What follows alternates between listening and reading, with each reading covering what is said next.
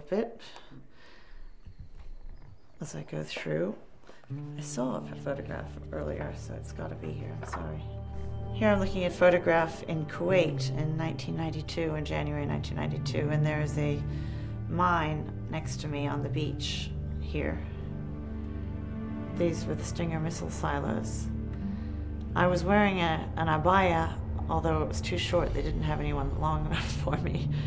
And in the background here, you can see a double .50 caliber weapon.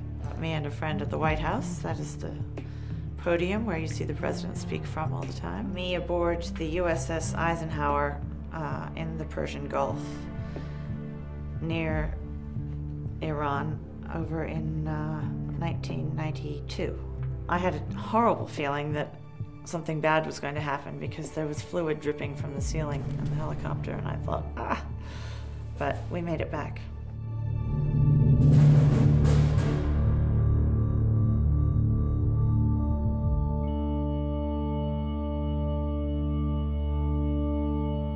My name is Gwenyth Todd.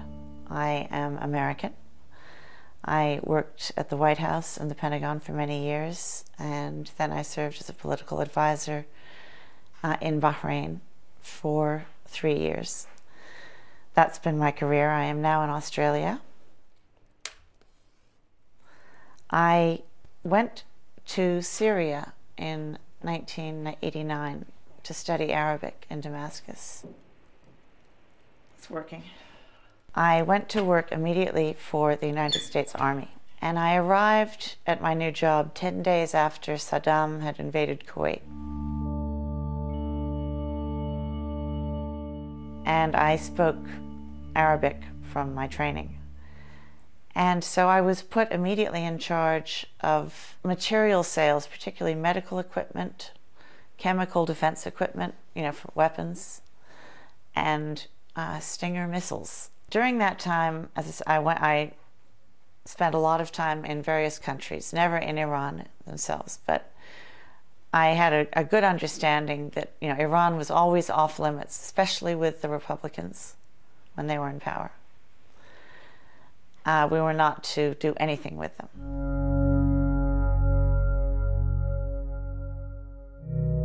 In 1998, I think it was, President Khatami gave an interview to Christiane Amanpour, and in it he said that he was open to discussing things in a respectful way with the United States.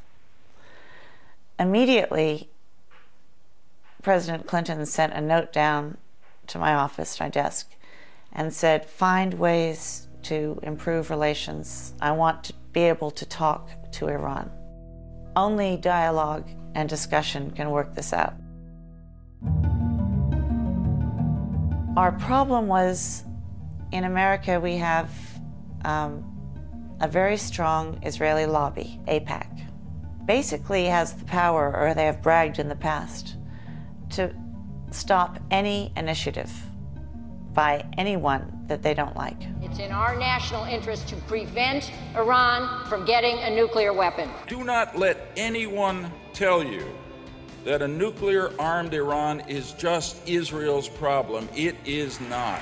Israel must always have the ability to defend itself by itself against any threat. No president and no congressman and no senator can act against AIPAC and hope to be reelected. So President Clinton, he was in his second term, so he had nothing to lose anyway, said, make sure you know what AIPAC, the Israeli lobby, is doing, because they're going to try to stop this effort. I would go out almost every week for lunch with the political and policy director for AIPAC.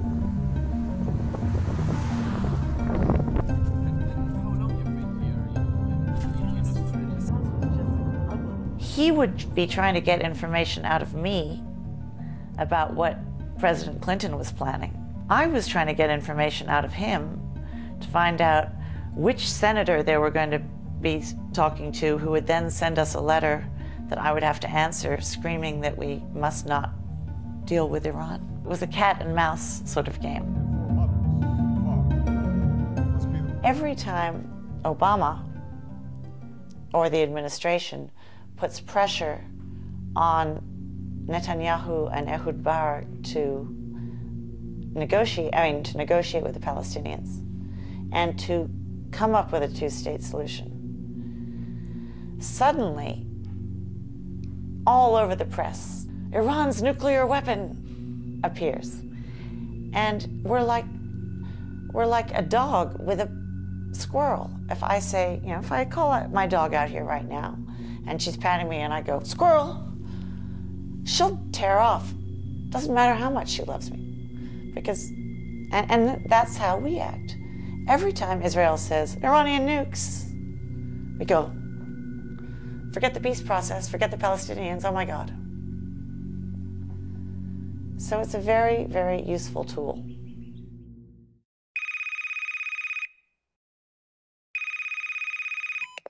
I got a call from a woman, and she said, can you meet me at this restaurant? And I said, sure. And I went to the restaurant, and there she was with another woman.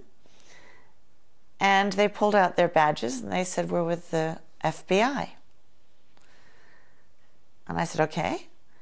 And they said, look, we have finally been given approval to go ahead and find out who is spreading intelligence, leaking intelligence to Israel, to try to start a war with Iran. And you know the person very well who we really think is doing this.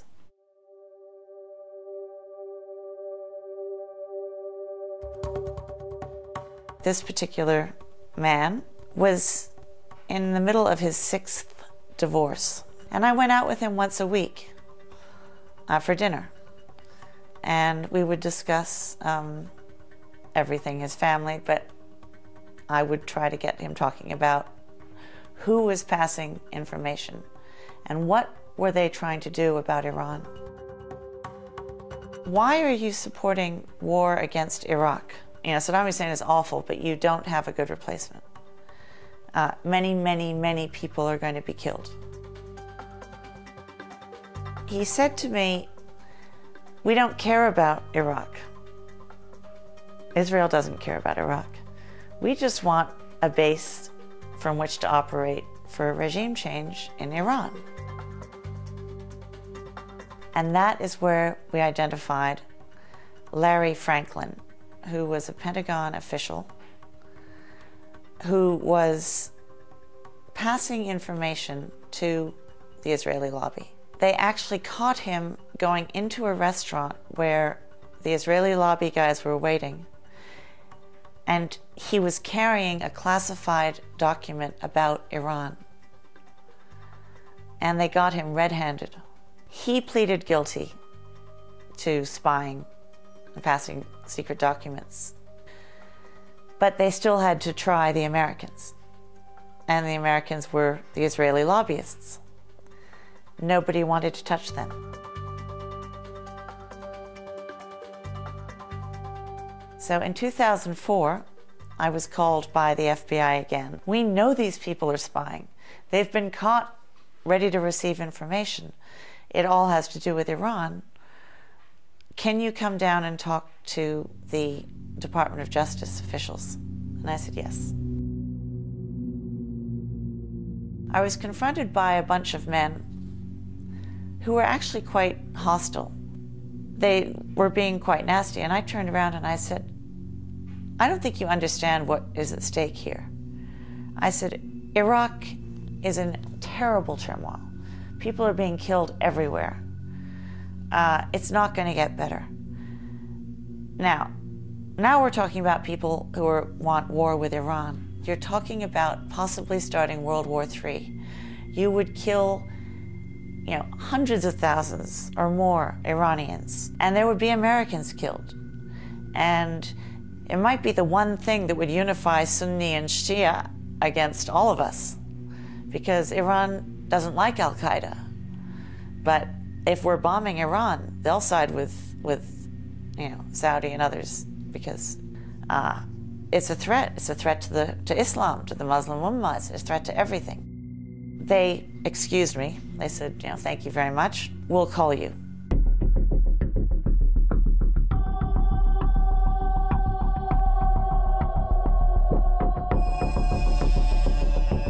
Iraq was going to be the stepping stone for regime change in Iran. We were going to invade Iraq, set up a government that was friendly to Israel and friendly to us, and from there would be able to meddle in Iranian politics and create problems. That was the original plan. So they had to get everyone into we had to get into Iraq, we had to get rid of Saddam. I was asked to come out to Bahrain, and my job was force protection and political advice. I had no immunity. I was not a diplomat. I was not a government employee. I was a civilian. I made sure that our admirals and our people and our ship captains going out there, I would lecture them and I would explain the truth. Listen, this is a routine game that is played. Don't overreact. And all was fine until 2007. A friend of mine was working there at the Navy base. And I sat down and I spoke to the American admiral. He said, look, what I'm really worried about is there'll be a miscommunication.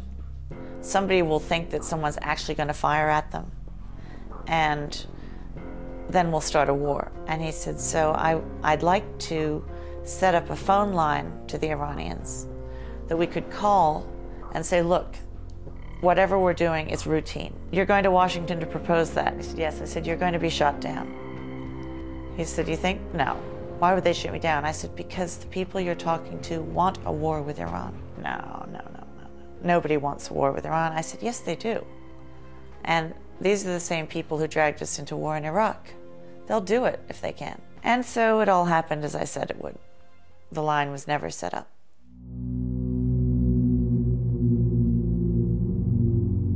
In 2007, George Bush saw that as his last chance to start a war with Iran and to enact regime change. He therefore pulled the admiral that we had there, who was very, very good, back and sent out a new admiral. This new admiral I had known when he was only a captain at the White House. He had one day accidentally mistaken me for an intern and asked me to take out the garbage. And I had looked at him and I said, do I look like a garbage man to you? Well, I didn't see him again until I was in Bahrain, and suddenly there he was, but now he had 3 stars on his shoulder and it was a vice admiral and my new boss. So maybe I should have taken out the garbage. He said immediately when he came that his agenda was to make sure that Iran was pushed back into a box. In May of 2007, there were the first talks scheduled with Iran and Iraq in Baghdad. And those talks were meant to try to, stop the violence in Iraq. And they were very, very important because things were very bad in Iraq, and we'd caused it. What the admiral did was he decided that he would pick that very week to move aircraft carriers around into the Persian Gulf.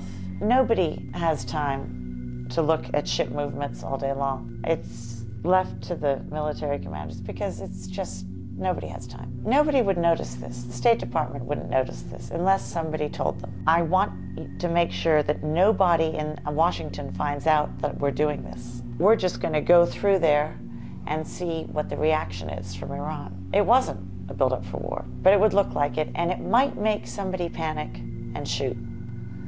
And all we need is one shot, and then we can just, open fire, self-defense. Even the Department of Defense didn't know. And they came down and they told the admiral, you will not, you can do this, but you will tell our Persian Gulf allies exactly that this is peaceful. And as I understand it, we even went so far as to send a message to Iran saying, don't worry about this deployment, it's peaceful. The admiral called me down into his office, and he made me sit there while he called the Saudis. Of course, the Saudis already knew by then, as did the Iranians. The whole plan had been foiled.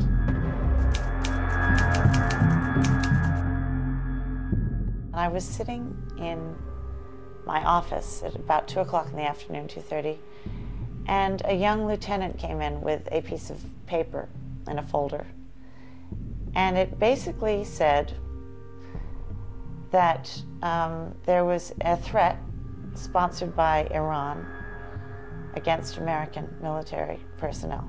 Now, this made no sense to me. They wouldn't be taking orders from Iran if Iran were giving them. The admiral called me down to his office. We discussed it. I said, it doesn't make sense. But if it's true, people could die. Can you help us? You're the only person who knows enough people on this island to find out the truth. You'd have no cover or anything, but you might save lives. And I thought, okay, if it saves lives, yes. I'm an idiot. I mean, he fooled me completely, but he knew how I am, and I did it. I didn't meet with the supposed bombers. I met with a man who was a very honorable human rights activist. I said, look, is there a plot? And he said, no, absolutely not. And he said, and if someone even says there's a plot, they're trying to start a fight. Something's wrong here. I said, okay, I'll go back and report that. While we were sitting there, 2 plainclothes policemen came up to us, and they shook his hand and mine, and he went white. And they made a joke about how he'd gained weight and he needed to be able to outrun him. When they left, he explained to me that those were men who had tortured him when he'd been in prison in Bahrain. So he said, something's going on here that's very bad. Now, I said, let's all go my way, you go yours. So I came back to the base that night at 10:30 at night, and I used my badges and they didn't work. I thought, oh God, it's not working, the machine. So I called the duty officer, and he knew me, and he said, come on. So I went in, I typed up the whole report, everything saying, Iran is not planning this. There is nothing going on like this. In fact, whoever reported this is probably up to no good. You need to find out. And I put it on the desk of the head of intelligence, and I went home. He came in after midnight. He typed it up, and he filed it, and he sent it back to Washington without asking the admiral, because the admiral was unavailable. The next morning at 7 o'clock, I came into the office. It was a Friday, so it wasn't a work day, but I was greeted at the door by the head of intelligence. He said, get off the base. Something's wrong. He said, I filed your report. It was one of the best reports I've seen. It's gone back to Washington, but the admiral is furious, and so is the security officer. And I called Commander Chow. I said, what's going on? She said, we have suspended your top secret special access intelligence clearance. I said, why? And she said, that's classified. Now, I said, well, I'd like an explanation. She said, come to the base. And I said, no, you come to me. She said, no. So I was completely confused at this point. I called my friend who was at the base, and I said, I need you to go find out what's going on. He went, and he went to speak to the chief of staff, and he found a letter, which I have, dated December 13th, 2007. It is prepared by Commander Chow. It suspends my top secret special access clearance. It tells me my badges have been deactivated. And it says that all my colleagues have been notified. They sent the Bahraini police to that village, and they were waiting for me to drive in there. And I was going to be either arrested or killed. If I were arrested, they would pull out this letter and they would say she was actually a spy for Iran. We had just informed her that we were suspending her clearance, and she was going out to plan a terrorist attack with Iranian-backed people. That would justify a war.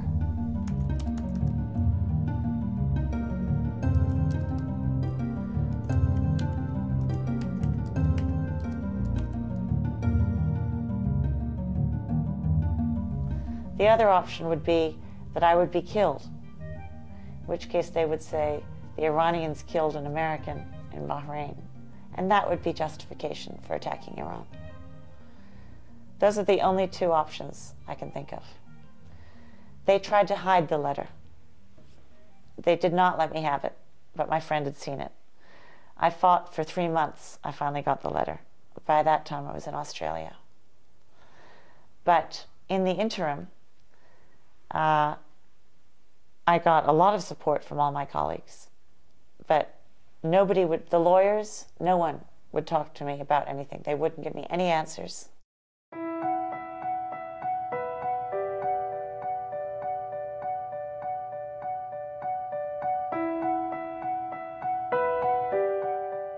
I came to Australia just to try to figure out what had happened for a short visit. And while I was here, I had a company. I was a contractor, it was my own company.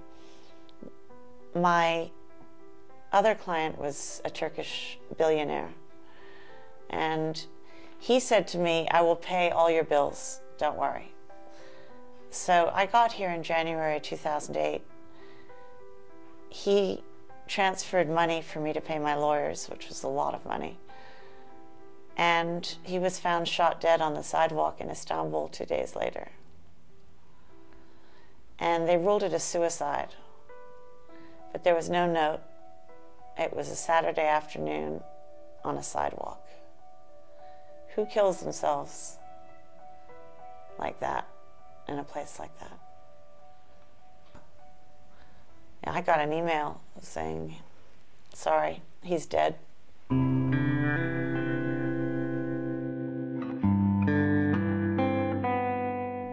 Yeah, these people don't mess around.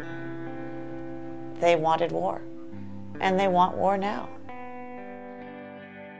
It'll be you and me who will die, and our families, and babies, if there is a war like this.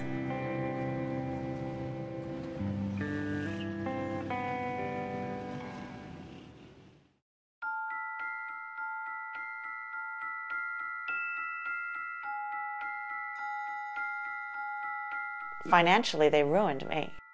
We just bought this house. As I said, we moved in 3 weeks ago. But, you know, I know that they have gone out of their way to stop me from getting work. I know that they have called people and told them not to interview me. I have had the FBI show up on my doorstep undercover and try to lure me to the embassy. There's a very high cost, but I'm very positive about it. And I'm just one person. I can't change everything. I feel, it's almost, I find it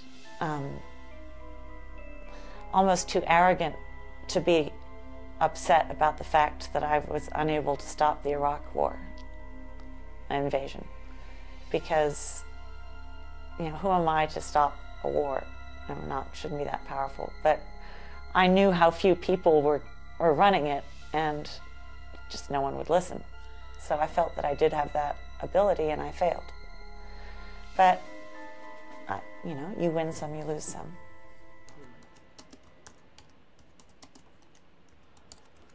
Free press is really hard for the people who carry out these conspiracies.